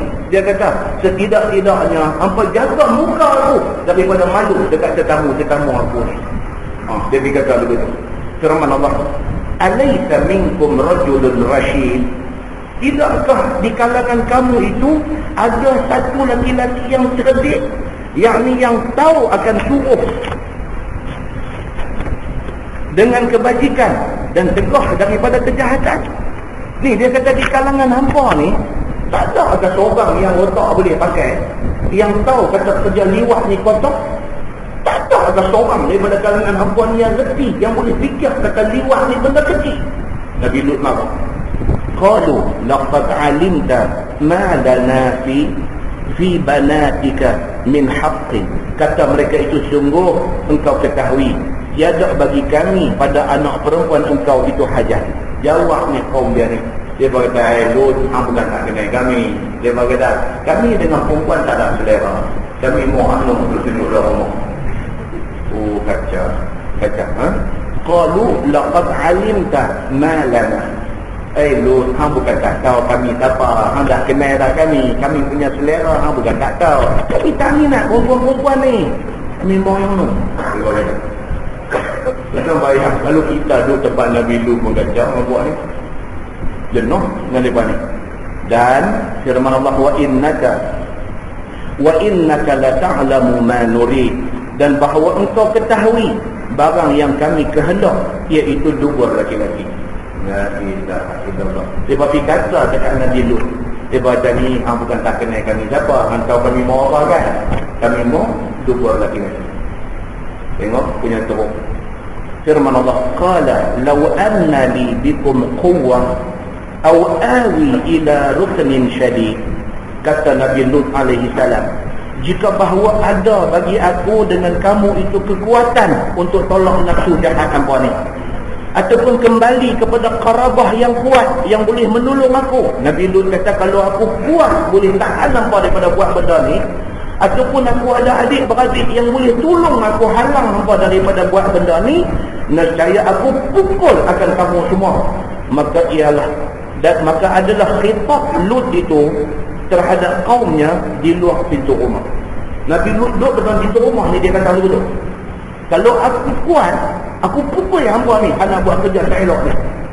Ataupun kalau aku ada geng, aku ada adik-beradik, aku ada kawan yang kuat-kuat, aku minta mereka tolong aku pergi pukul hampa yang nak buat kerja macam ni. Dia kata, makna dia marah sungguh kepada orang yang nak buat kerja liwat yang tak senonoh ni. Dia marah sungguh-sungguh. Dan dia kata, maka adalah cakap Nabi Lut itu di luar pintu rumah, maka takkanlah lihat malaikat akan yang demikian itu. Malaikat duduk dalam. Ni yang 3 orang yang datang-datang ni duduk dalam. Daripada dengar Nabi Lut duduk cakap dengan kaum dia. Mana tuan-tuan, Tuhan suruh mereka mengambil tindakan dekat kaum Nabi Lut ni, memang tak. Terus mereka ni cakap macam ni. Mereka duduk di dalam, mereka duduk dengar. Maka kata malaikat, hai Lut, kami ini pesuruh Tuhan engkau. Abang boleh faham. Dia kata, Lut, ada takut jangan. Kami malaikat, kami utusan Allah. Jadi kalau hang duk takut depa ni nak mai buat tak senonoh dekat kami, depa tak akan boleh buat. Kami ini malaikat, kami ini utusan Allah Subhanahu wa taala. Kami ini pesuruh Tuhan engkau membinasa kaum engkau itu. Dan kami mai ni pun special mission, satu misi khas nak pelingkup kami. 3 malaikat ni bagi tahu kepada Nabi Allah Lut alaihi salam, maka tiada boleh bersampai mereka itu kepada engkau suatu kejahatan pun. Dia kata, Lut, selagi mana kami itu ada di sini, dia tak boleh sentuh kami. Kami memang dapat tak boleh sentuh. Pun dia tak boleh sentuh. Selagi kami itu ada di sini, kami ini malaikat, kami ini utusan Allah. Selagi kami itu ada di sini, kalau mereka niat mereka nak sentuh hang dengan niat tak elok, mereka tak akan boleh sentuh. Malaikat kata macam tu. Maka kata dia, buka pintu engkau. Malaikat kata dekat Nabi Allah Lut, tak apa Nabi Lut, sampai ke tepi. Buka pintu, bagi mereka masuk. Biar kami buka pintu engkau, biar kami dengan mereka itu. Malaikat kata, buka pintu, pergi ke tepi, kami urus depan ini. Malaikat kata, di tepi, bagi kami urus depan ini semua. Maka dibuka pintu itu. Bila dibuka sahaja masuk mereka itu, maka Jibril pukul mereka itu dengan sayapnya, buta mata mereka itu. Buka pintu, serabulah, dengar kata ganteng duduk dalam ni, masuk kena ribat dengan sayap Jibril. Buta mata, dia nak serabu masuk ni, buta mata mereka itu. Serta berkata mereka itu, An-Najah. Maksudnya apa? Lepaskan diri masing-masing, lari daripada rumah Lut ini, kerana ada orang sihir di dalam rumah itu. Ini daripada tafsir Ibnu Katsir. Bila dah buka pintu, dia pernah pakam, tengok ada sayap, ada apa. Dia ribat sayap, Jibril ribat sayap ni, buta mata dia. Bila kena macam tu, dia kata An-Najah, lari, dia kata lari, kerana ada orang sihir di dalam rumah Lut ini. Baik, kemudian dia kata apa? Dan kata mereka itu, hai Lut, esok engkau lihat apa nak jadi. Dalam duk buta mata, dia nak lari itu, warning orang lagi. Ya Allah, dalam pada kena mata dia buta tu, nak lari, duk kata lari tu, warning Nabi Lut ni. Lut, tak apa, hari ni hari yang tengok esok apa nak jadi. Dia, baik, kata malaikat, fa'asir bi ahlika bi qit'in minal lail. Fa'asri bi ahlika bi qit'in minal lail. Maka keluarlah olehmu, wahai Lut, berjalan malam dengan ahli engkau pada awal daripada malam. Malaikat bila dah jadi macam tu, malaikat kata dekat Nabi Lut, okey Lut, bawa keluarga keluar daripada tempat ni. Kami take over tempat ni. Keluar. Kami nak bagi kapi orang tempat ni. Ya dah. Keluar Lut. Keluarlah ni juga. Awal malam keluar. Tinggal kami tahu apa kami nak buat. Ini urusan Allah Subhanahu wa taala, kami utusan dia saja. Firman Allah, wala yaltafit minkum ahad. dan jangan berpaling seorang pun daripada kamu, supaya jangan terlihat azab yang turun terkejut ini. Semasa berjalan meninggalkan kampung ni, jangan beralih hati. Apa nak jadi, dengar bunyi apa-apa pun jangan beralih dah. Jalan Allah pun gitu ya. Kita beralih apa dah? Illa ra'atak innahu musibuha ma asabahum. Allah kata dalam Quran, melainkan isteri engkau wahai Lut. Bini angkat yang ini. Dia kata melainkan isteri engkau wahai Lut. Jangan bawa bersama. Ada satu riwayat kata bawa. Lagi satu dia kata jangan bawa. Pasal dalam Quran dia tak abang bawa tak bawa. Dia cuma kata illa ra'atak, melainkan isteri engkau. Melainkan tu maksudnya tinggal ataupun bawa tengah jalan jadi apa-apa. Di kalangan ulama tafsir ada dua cerita. Baik, hak dia tafsir di sini dia kata apa? Jangan bawa, dia kata. Bahawa kena akan dia barang yang kena mereka itu, yakni yang kena kaum. Allah beritahulah dekat Nabi Lut. Malaikat beritahu, ni Tuhan minta tolong beritahu. Keluar dengan hak beriman saja. Bini tinggal. Kerana bini akan kena macam mana geng kaki lewat ni kena. Pasal dia tadi jadi posmen karat, jadi tidur abang orang tu. Dia tinggal. Sebab dia akan kena hukuman yang akan kena kepada kaki-kaki lewat ni. Kerana hawa nafsunya sama macam mereka itu. Walaupun dia tak liwat, tetapi dia menyokong perbuatan liwat. Dia sama macam mereka itu. Biar dia, jangan bawa dia pergi sekali. Maka ahli Lut itu dua orang, iaitu anak perempuannya sahaja. Ingat kau ramai orang yang tak ada, dia dengan anak dua orang, 3 beranak saja tinggal kampung. Habis pakat tak beriman ada dalam kampung tu. Dia baik, dan itulah yang keluar sama dengannya daripada kampung Sadum itu, iaitu kampung Sadum dekat dengan Himsa, negeri Syam. Jordan lah lah ni. Hari ni kalau pergi Jordan boleh tengok lah ni tempat apa nama tasik yang menjadi tempat Allah terak kaum Nabi Lut ni. Masa tu negeri itu nama negeri Sadum, dekat dengan Himsa, iaitu di negeri Syam. Dan ada pun Lut bin Haran itu anak saudara kepada Nabi Ibrahim yang kita. Dia ni anak kenakan Nabi Ibrahim. Dagang mari daripada negeri Babil sebelah Iraq sana. Allah Ta'ala jadi dia Rasul pada ahli Sadum itu. Ini dia cerita kita ke belakang. Maka tanya Nabi Lut daripada waktu binasa mereka itu. Nabi Lut ni dalam tu kemas-kemas kain baju nak jalan pergi, dia tanya malaikat ni. Dia kata ni bila betul-betul ni time operasi yang nak jalan ni. Bila betul-betul waktu dia. Maka jawab malaikat, inna mau'idahumus subh. Bahawasanya janji mereka itu binasa ialah pada waktu subuh ini. Dan malam dah dia nak keluar ni, malam dia nak keluar, dia tanya dulu bila ni tindakan ke atas kaum aku yang duk amalkan liwat ni, bila tindakan tu nak kena. Jawab malaikat, inna mau'idahumus subh. Tindakan menjelang subuh pagi tu. Dia akan serang pada masa tu. Maka kata Lut, bagi segera lagi. Nabi Lut bila saya tahan dah dengan panggil depan ni, dia kata tak tunggu pagi ya, godam lah tu ya. Pedak lah, tu kira pedak lah. Baru ni di Taman Kriang bagi kita baca, Nabi Nuh alaihi salam pun serupa juga. Dia main satu time dia pun minta kepada Tuhan, ya Allah, turunlah hukuman kepada kaum aku ni. Dan kita baca dalam mukadimah di Taman Kriang tu pun cerita apa?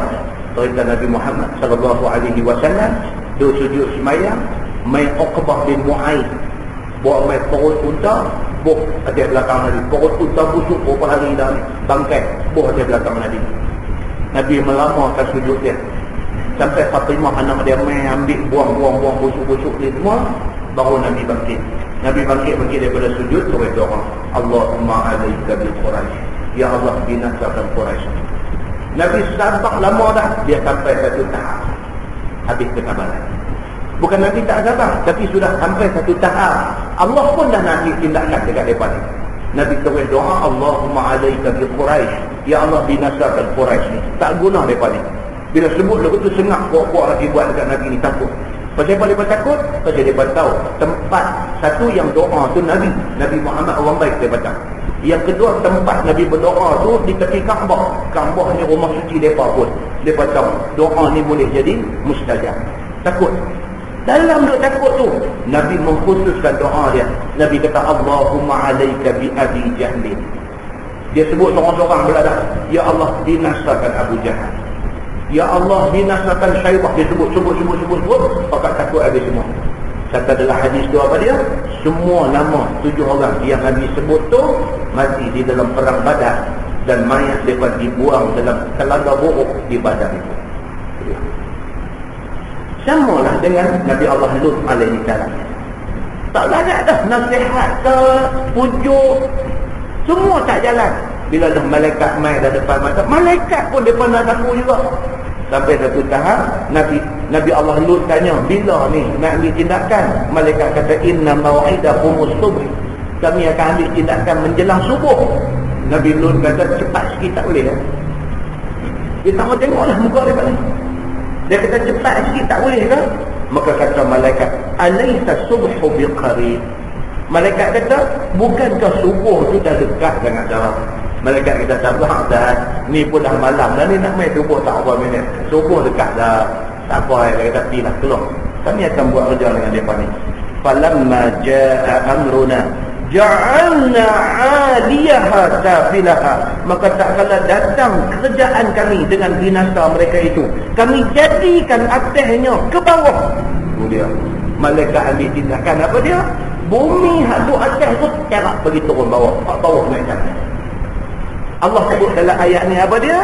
Apabila mai masa kami nak ambil tindakan, ja'alna 'aliyaha safilaha. Kami jadikan bumi hak di atas tu turun ke bawah. Terak. Jadi, baik. Dan adalah Sadum dan Mu'tafikat itu adalah satu jumlah daripada 5 kampung. Banyak penduduk kampung pada masa itu ialah 4,000 orang. Maka masuk Jibril, 2 sayapnya di bawah bumi Sadum itu, diangkat sekaliannya sehingga kedengaran ahli langit akan pokok ayam dan sala anjing, dan tiada tumpah air yang ada di dalam buyung, dan tiada jaga orang yang lena. Tiba-tiba ditiarak mereka itu atas ke bawah, terbalik semua sekali. Malaikat Jibril mai buat kerja, tak sangka aduk lena, aduk apa, tiba-tiba perang sekali datuk ya, habis mati, tak ada seorang yang ingat. Baik, firman Allah, wa amtarna 'alaiha hijaratan min sijil mandud. Dan kami turun atas penduduknya yang musafir pada masa itu, keluar daripada kampung itu dengan batu yang panas daripada neraka sijil yang turun berturut-turut. Hak mana tu ada di kampung tu kena terak lagi. Hak mana penduduk kampung tu yang mengamalkan liwat, tetapi masa tindakan tu diambil, mereka tak ada, mereka pergi ke negeri lain. Mereka ni batu daripada neraka sijil ikut mereka. Di mana mereka ada, batu turun di situ. Tuhan tak lepas seorang pun daripada orang yang buat liwat ini, daripada kalangan umat Nabi Lut ini hidup. Seorang pun Allah tak simpan. Dalam tafsir dia cerita lagi, hadis dia main cerita Nabi kata apa? Ada yang keluar musafir pada masa tu, duduk negeri lain, duduk bersembang dengan orang lain, orang negeri lain ramai-ramai, tiba-tiba turun main batu yang kata sijil ini, turun main kena kepala dia, melecup mati di situ juga. Cek tengok, rupanya dia orang Sadum. Sampai tak ada seorang yang Allah biar dia lepas bebas tanpa tindakan dikenakan kepada dia. Itu dia. Baik, firman Allah, musawwamatan 'inda rabbik, iaitu batu yang bertanda. Musawwamah ni maksud ada tanda di batu tu. Batu yang bertanda. Tanda apa? Tanda nama orang yang akan kena ada di batu tu. Tuan-tuan, ni Quran ni, kita duk baca ni Quran. Yang saya duk tanya pula ni sahih apa kalau tak ni Quran. Quran nak tanya sahih ke tak, apa lagi kalau hadis boleh lalu saja. Sahih ke, hadis maudhu' ke, hadis ni hadis dhaif ke, hadis ni hadis hasan ke, ini Quran. Allah sebut dalam Quran ni, dia kata apa? Dia kata musawwamatan 'inda rabbik, batu yang kata daripada neraka sijil yang turun atas kepala penduduk satu yang tak ada di negeri dia pada masa tu. Batu tu turun di mana penduduk ni ada, di negeri mana dia ada, batu tu pilihan dia, dicari dia, jatuh atas kepala dia. Batu yang jatuh tu musawwamah. Batu tu ada nama. Nama apa? Nama orang yang nak kena. Nama siapa? Nama Is. Dia akan jatuh kepala dia. Kita nampak Allah Subhanahu Wa Taala bila dia nak ambil tindakan, dia tak boleh. Selagi Allah tak ambil tindakan, dia bagi peluang nak bertaubat ke, nak menyesal ke, nak minta ampun ke, nak apa ke, sebelum tindakan Tuhan nak. Dan main tindakan dia habis. Dia hambat ni sampai ke penjuru dunia mana pun. Ini yang kata Allah Subhanahu Wa Taala, musawwamatan 'inda rabbik, iaitu batu yang bertanda nama orang yang akan kena pada sisi Tuhan engkau. Batu tu Tuhan yang hantar mai, yang ni dengan nama masing-masing yang hendak dilontar batu itu. Ya. Ini yang kita tafsir, tuan-tuan. Bila kita baca, baru kita nampak ni yang kata ayat Quran, yang Nabi kata Quran ini dusturuna. Quran ini dustur, dia ni menjadi rujukan tertinggi kita. Muslimin dan muslimah yang dirahmati Allah sekalian. Firman Allah, wa ma hiya minadh zalimin biba'id, dan tiada ia daripada segala orang yang zalim itu dengan jauh, yakni kampung kaum Lut itu ataupun batu yang kena kaumnya itu tiada jauh dengan orang yang zalim itu. Di sini dia ada dua tafsir. Satu tafsir dia kata apa? Orang yang zalim tu tak jauh dengan siksa Tuhan. Dia di mana pun siksa akan hambat dia kalau dia orang yang berdosa.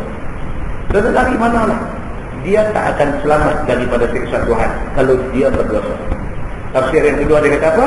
Negeri Tadum itu tak jauh, tidak jauh kedudukan dengan Makkah. Dia kata tak jauh. Memang pun kalau Jordan dengan Makkah dekat aja. Student kita yang mengaji di Jordan, dia kalau nak buat haji main ngambah aja, main ke Makkah ni ngambah aja. Bagi jalan darat aja boleh sampai, tak jauh pun dia nak main. Nah, muslimin dan muslimah dirahmati Allah. InsyaAllah lepas ini kita masuk ayat 84, kisah Nabi Syuaib alaihi salam. Kisah Nabi Syuaib alaihi salam.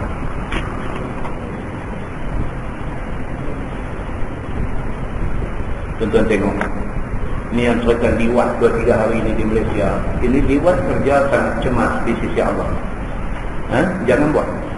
Tak kira apa, jangan buat kerja liwat. Betapa Allah benci kepada orang yang buat kerja liwat. Maka demikianlah Allah benci kepada orang yang menuduh orang yang tak bersalah liwat. Sama dengan kita ingat orang yang liwat ni saja kena teruk. Kalau dia tak liwat, kita tuduh dia liwat pun Allah benci kita sama. Jadi dua pengajaran. Satu apa dia? Jangan buat kerja liwat. Jangan ingat nak buat kerja liwat. Satu. Yang kedua, kita tak tahu apa, jangan tuduh. Jangan tuduh. Pasal apa? Pasal kerja itu terlalu keji, terlalu cemas di sisi Allah. Jangan kita suka-suka hati tuduh orang tanpa bukti. Dua benda. Pada orang yang buat, bertobat. Pada orang yang macam kita tak tahu apa, jangan tuduh. Pulang hal ini balik kepada Allah Subhanahu Wa Taala supaya semua orang selamatlah. Dia kalau tengok satu hadis ni hadis marfu', riwayat daripada Ibni Abbas radhiyallahu anhu. Dia kata Nabi sallallahu alaihi wasallam bersabda, Nabi kata, man wajadtumuhu ya'malu 'amala qaumi Lut faqtulul fa'il wal maf'ul. Nabi kata siapa-siapa daripada kalangan hamba ni yang jumpa orang yang memang dia buat kerja yang dibuat oleh kaum Nabi Lut, maksudnya dia liwat, dia buat kerja homoseks. Nabi kata apa? Faqtulul fa'il wal maf'ul. Hak liwat tu pun bunuh, hak kena liwat tu pun bunuh. Ada hadis sampai macam tu disebut oleh Nabi, dan hadis itu hadis marfu', riwayat daripada Ibni Abbas radhiyallahu anhu. Maknanya apa? Ini bukan main-main punya benda. Jangan buat benda ni. Dan kita tak tahu, jangan tuduh orang buat benda ni sembarangan. Dia benda ni berjalan mengikut proses mahkamah yang adil. Kalau dia buat dan dia terlepas, akhirat dia tak lepas. Dan tidak hari bulan setiap dunia Tuhan tunjuk. Dan kalau dia tak buat, kita pergi tuduh, buta kita dengar. berdosa kita tuduh orang tanpa membawa bukti, tanpa membawa saksi. Ini dua belah kening. Satu. Dan yang kedua saja kita bagi tahap. Surah yang kita baca ni surah Hud. Surah Hud ni dia main kisah-kisah yang dahsyat-dahsyat. Cerita keengkaran umat nabi-nabi yang ada dalam ayat surah Hud. Akan datang dia akan main cerita umat Nabi Saleh, apa dia buat kepada Nabi Saleh. Semua akan main. Dan berhubung dengan ayat surah Hud ni ada satu hadis. Abu Bakar As-Siddiq radhiyallahu anhu dia tanya Nabi. Abu Bakar As-Siddiq radhiyallahu anhu satu hari dia tanya Nabi. Dia kata apa yang menyebabkan Tuhan berubah? Sini Abu Bakar tanya Nabi, pasal Tuhan rambut berubah?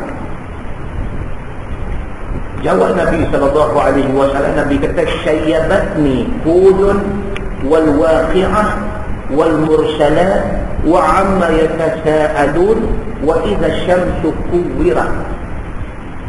Atau kama qala. Ada dalam hadis lain dia masuk satu lagi, wal haqqah. Dia kata, Nabi kata apa? Rambut aku jadi beruban ni pasal apa? Pasal surah Hud.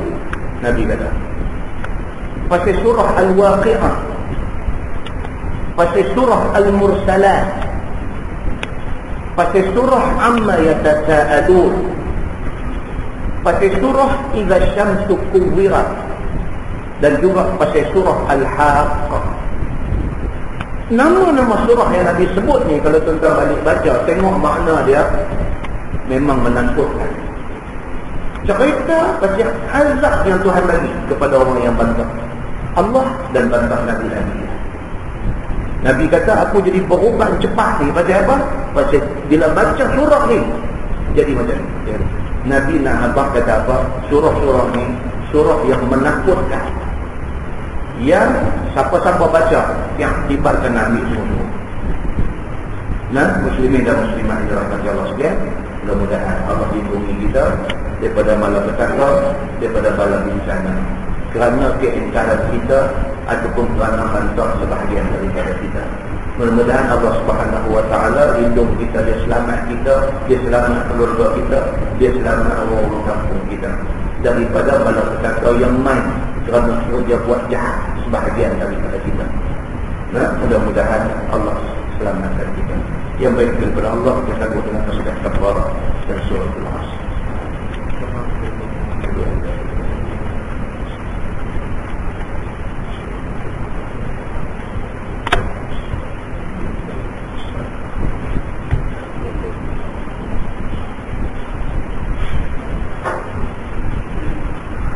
اللهم صل على محمد في الأولين والآخرين وسلم رضي الله تبارك وتعالى عن ساداتنا أصحاب سيدنا رسول الله أجمعين. بسم الله الرحمن الرحيم. الحمد لله رب العالمين حمدا يوافي نعمه ويكافئ مزيدا. يا ربنا لك الحمد كما ينبغي لجلال وجهك الكريم وعظيم سلطانك. رضينا بالله ربا وبالإسلام دينا وبمحمد نبيا ورسولا. اللهم افتح علينا فتوح العالم وارزقنا فهم النبي بجاه خاتم الرسول. اللهم فقهنا في الدين وعلمنا التأويل واهدنا صراطك المستقيم. اللهم أرنا الحق حقا وارزقنا اتباعه وأرنا الباطل باطلا وارزقنا اجتنابه. اللهم اجعل جمعنا جمعا مرحوما وتفرقنا من بعده تفرقا معصوما. وصلى الله على محمد وعلى آله وصحبه وسلم والحمد لله رب العالمين. السلام عليكم.